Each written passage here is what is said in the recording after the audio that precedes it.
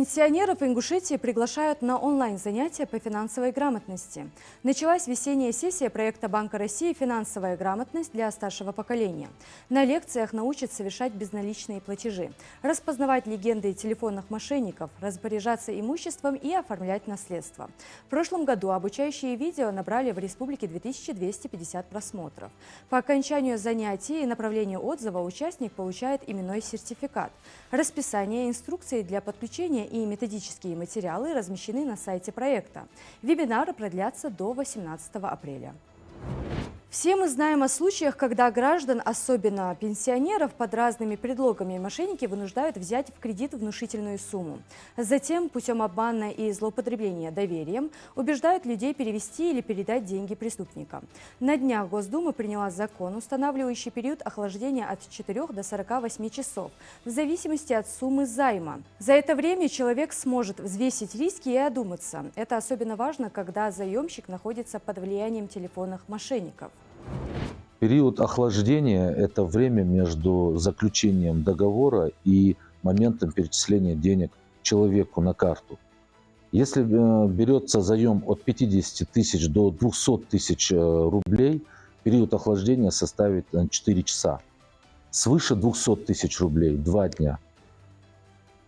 В случае, если человек берет кредит под давлением мошенников, он получит шанс во время этой паузы одуматься и отказаться от кредита. Конечно, период охлаждения – это не стопроцентная защита, но, на наш взгляд, вполне действенная мера. По новому закону банки и микрофинансовые организации для дополнительной идентификации будут запрашивать у заемщика ИНН. Деньги на счет будут зачисляться только если сведения о заемщике и получателе денег совпадают. Если банк или финансовая организация не исполнили возложенные на них обязанности по противодействию мошенничеству, будет возбуждено уголовное дело по факту хищения. Они не смогут начислять проценты и требовать от обманутого заемщика возврата кредитных средств. По данным Центробанка, около 40% похищенных мошенниками средств приходится на кредитные деньги.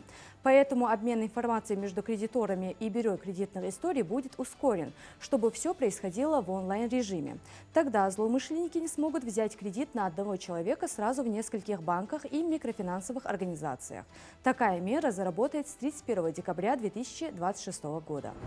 Министр экономического развития России Максим Решетников сообщил на заседании коллегии Минэкономразвития, что количество туристических поездок по стране в 2024 году по оперативным данным увеличилось более чем на 10%, включая значительный прирост числа иностранных туристов на треть.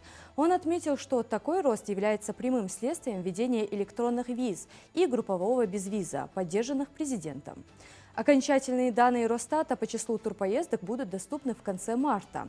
И Минэкономразвития ожидает достижения прогнозируемой цифры более 91 миллиона поездок. Это свидетельствует о росте туристической активности в стране и увеличении привлекательности различных регионов для путешественников.